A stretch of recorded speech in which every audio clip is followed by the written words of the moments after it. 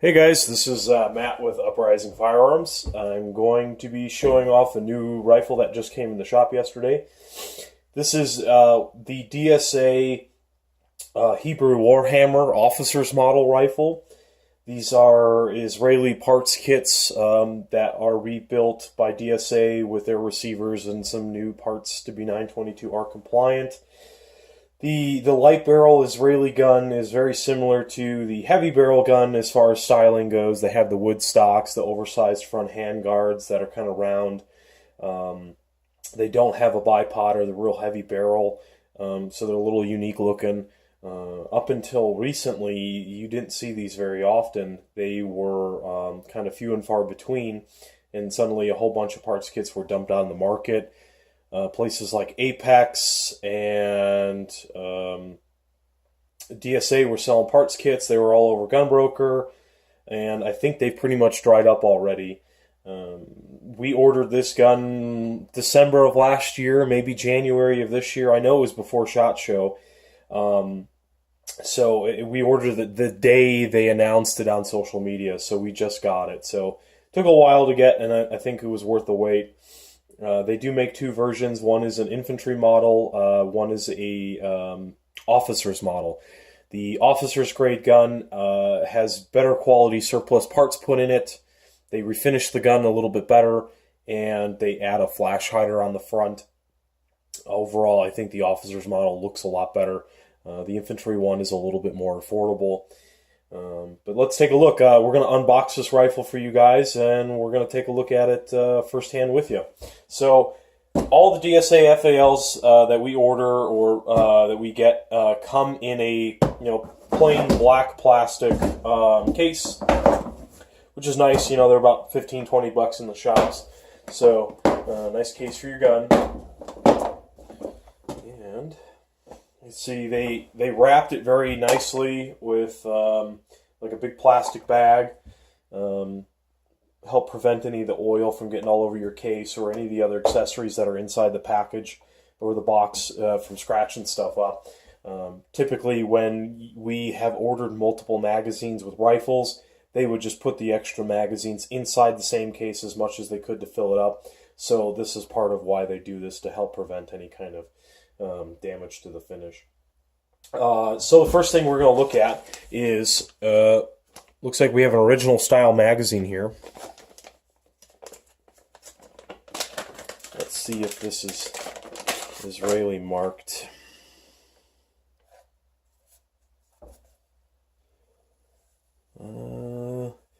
It's very faint, but you could see that it is an Israeli magazine. Kind of hard to tell. There we go. Well, light catches it just right. You could see it. But, yeah, so they send you an original Israeli mag. I'm going to guess that this is a new follower, probably. Yep, there you go, dsarms.com. And same thing with the floor plate. So I'm assuming they rebuild a magazine with their parts. New spring follower and floor plate. So that's cool.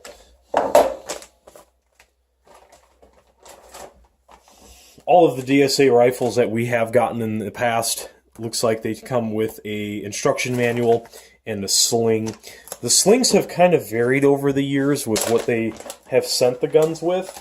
I've gotten brand new $50 Magpul slings. I've gotten UTG slings. I've gotten slings like this, which are like real basic, $5 type of slings, but it's better than nothing, I guess.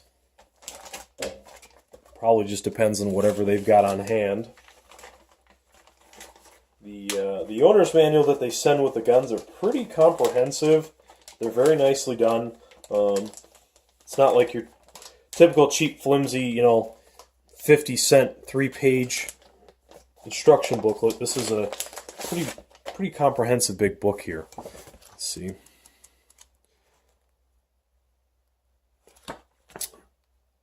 Goes over a lot of disassembly, how to take things apart. That's nice to see that this was actually specific for the Israeli-style guns. They do have a different cocking handle set up with the bolt. That's called, I believe they call it a forward assist. So it's a little bit different. So that's real cool. Very nice, clear, detailed instruction manual. Nice, detailed, clear photos. Even shows how to install some of their accessories on their guns, which is really neat. So overall, very nice manual, very nice book. Looks like they even have an exploded diagram in here for you guys. So that's really cool. DSA really kind of puts a little bit of effort into putting this together. So enough about the small stuff. Let's take a good look at the rifle here.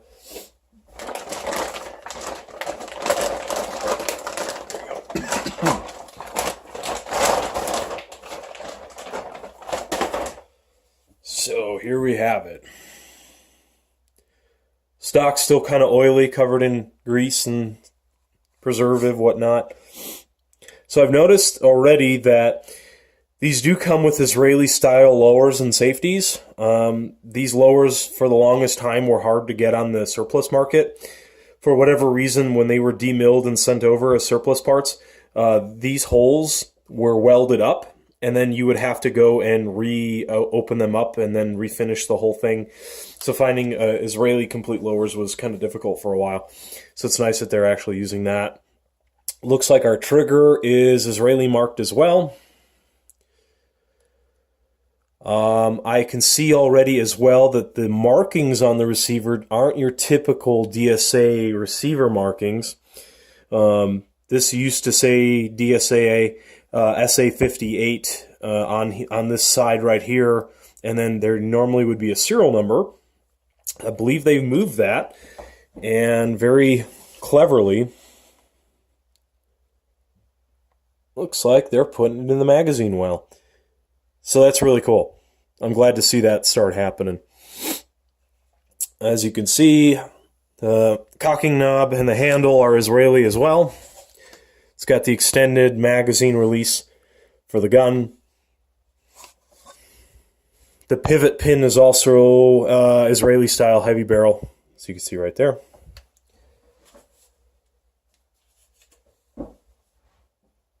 There's our, standard Belgium-style flash hider. Handguards are Israeli marked, where the heat shields are.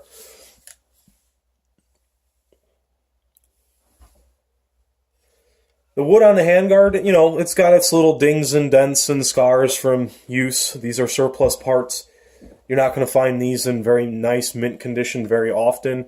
When you do, they tend to command a premium.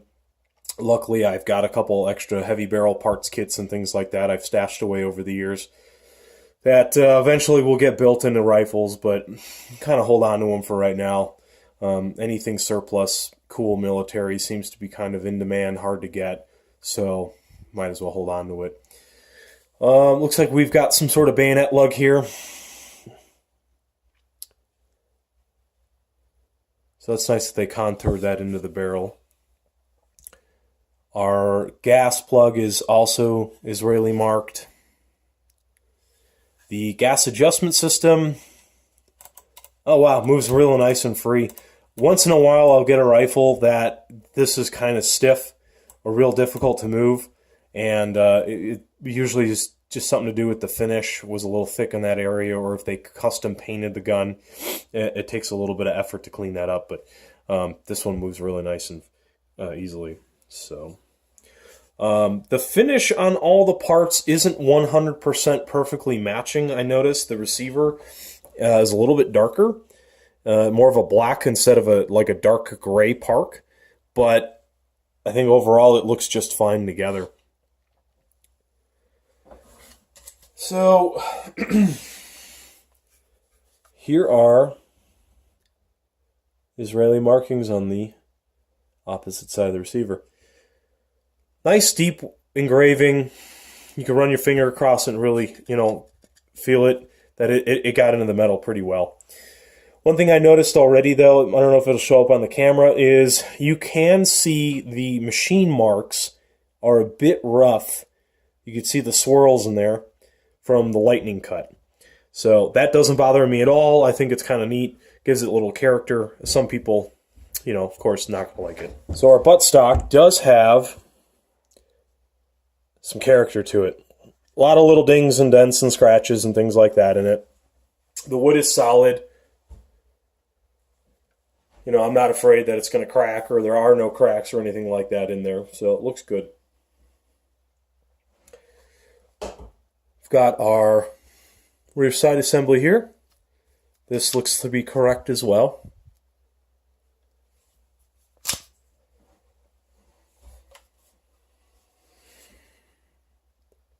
So overall, our impression of it so far is really good. It racks real nice and smooth. So I know a lot of issues that people have are magazine fitment and DSA's rifles. I tend to think that the magazines are at fault most of the time. We are dealing with surplus parts on a brand new machine receiver. The FAL receiver is kind of difficult to make. There are issues sometimes with the height of the receiver and then how far the magazine goes in there with bolt override and things like that. I'm sure if you go on the FAL files, guys will talk about this ad nauseum.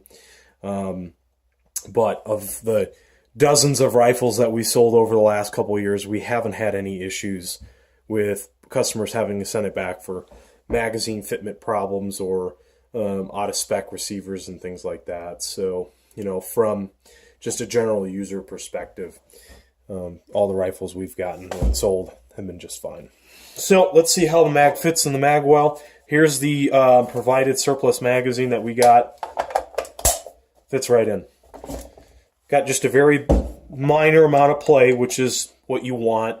You don't want this super tight in there because it's going to be difficult to get in and out, and any kind of dirt and debris that gets in between the magazine and the mag well will just make it that much more difficult to get in and out of the firearm.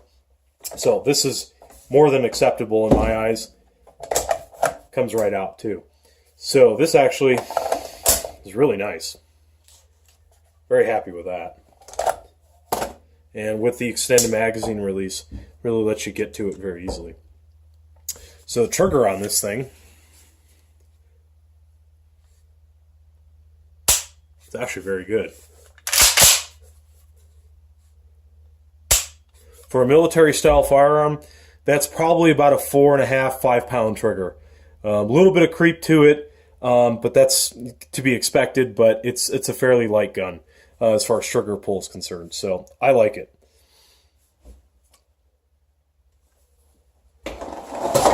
Looking over here, see there's more Israeli markings there. If you could see that, there's some on the front side of the rear sight. Really cool.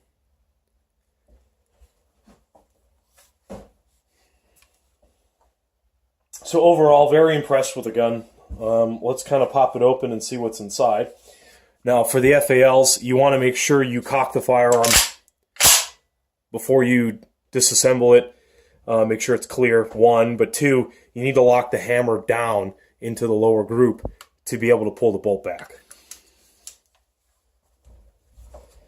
And part of our disassembly is this lever. Push that up, and it kind of hinges open like that. Pretty simple. Kind of grab this little rat tail, and your bolt and carrier group come out.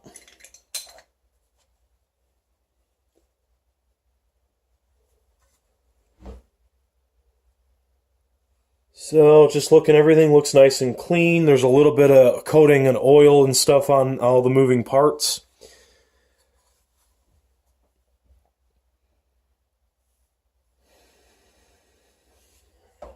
Overall, this is a very nice looking gun.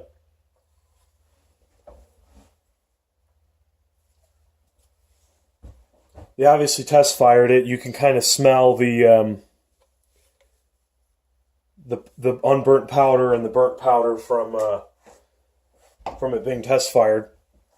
So you know at least the factory tried it out. So looking at our bolt carrier and bolt, you could see that this definitely got a little bit of wear. I'm assuming they probably checked all the specs on these parts that are used to verify that they fit and function. They probably had spaced the guns, of course, before they ship anything out. Looks like we got this little tiny pieces of debris, probably from the machining process or from the assembly. So, of course, like with any new firearm, you ought to take your gun apart, clean it and lube it back up, get all of the preservative packing grease out of the gun before you just take it out of the box and start shooting it. I don't know how many times I've had to tell people this to do that, and when they don't, they take their stuff to the range and it doesn't function 100%, and they're saying the gun is crap. Well, they didn't even take it apart and clean it for the first time. So you can see there's a little bit of brass debris from being test fired.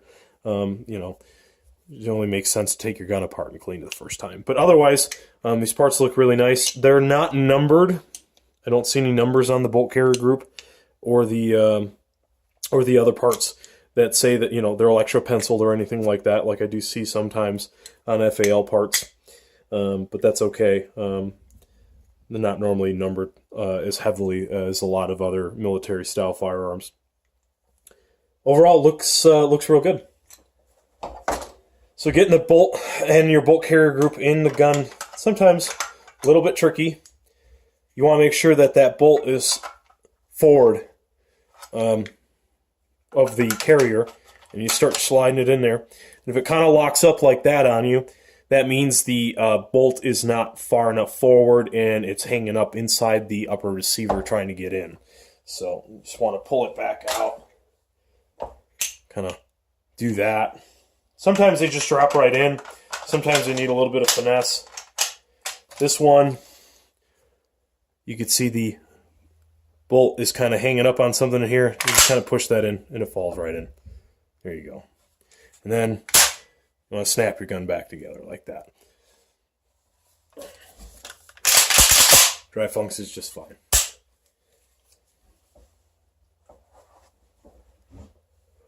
Overall, very happy and satisfied with this rifle. We are going to be putting this one up for sale. We can order more of them for you. They are a limited run. They're not going to have these forever. I am going to say that if you can afford it, get it now.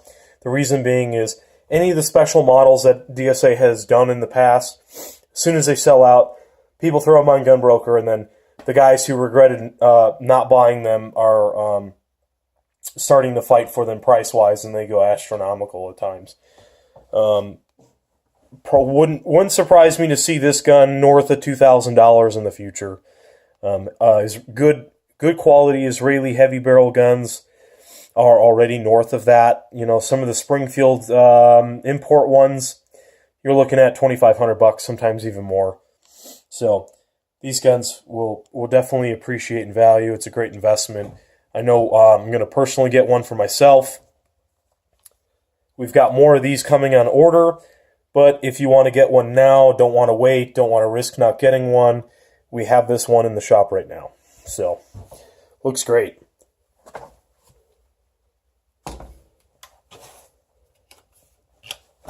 Now, the cool thing about buying firearms from DSA is that they offer a warranty to the customer. I believe it's lifetime. So if you have any issues with it, send it back, take care of it, no problems. Again, we've probably sold several dozen rifles per year over the last couple of years, haven't had any issues, and haven't had to send any customers' guns back or hurt anything. Now, of course, like any other manufacturing company, you're going to have some issues crop up in the manufacturing process, but as long as the company is willing to stand behind it, fix it without any question or, cost incurred to the customer, that's great. So you're dealing with a good company. Cool carry handle, folds down. It's stiff, but not too loose. So great looking rifle. I do like the length of pull on the Israeli style stocks. They're really great, and it kind of naturally points your eye, and your head sits level with the sights. So it's just a very nice, clean, natural pointing rifle. The Israeli FALs are one of my favorite. just take another quick look.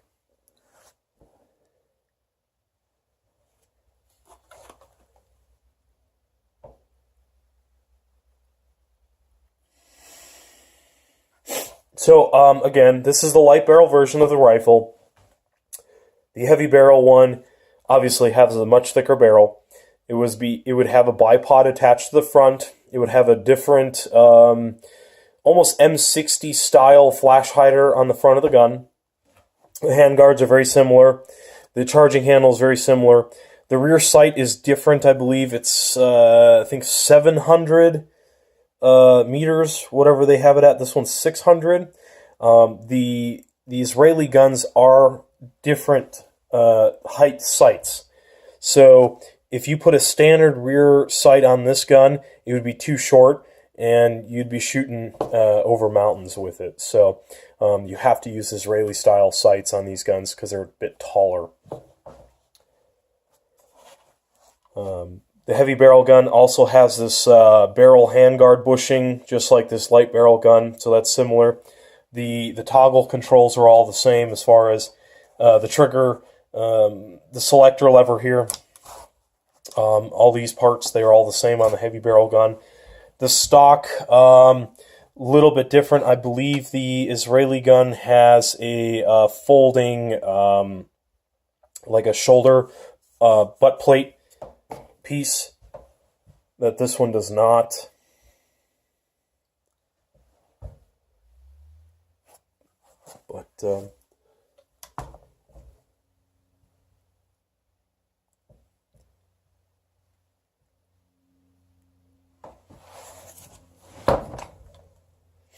But again, a great looking gun. Very happy with this.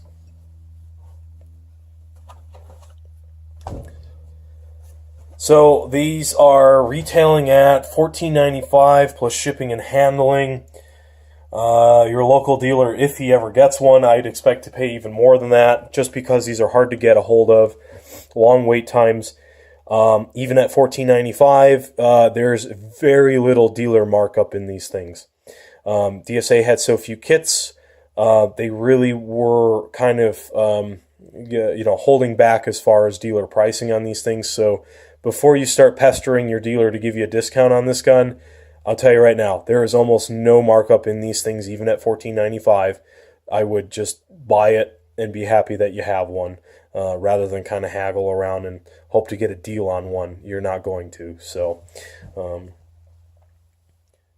very cool guns, though. Well, anyways, if you want to reach us at the shop here, we're Uprising Firearms. Our number is 928-713-1593. You can see us on Facebook at Uprising Firearms, or check out our website at uprisingfirearms.com. This gun will probably not be even listed on the website. It's not going to be around long enough to even bother putting it up there.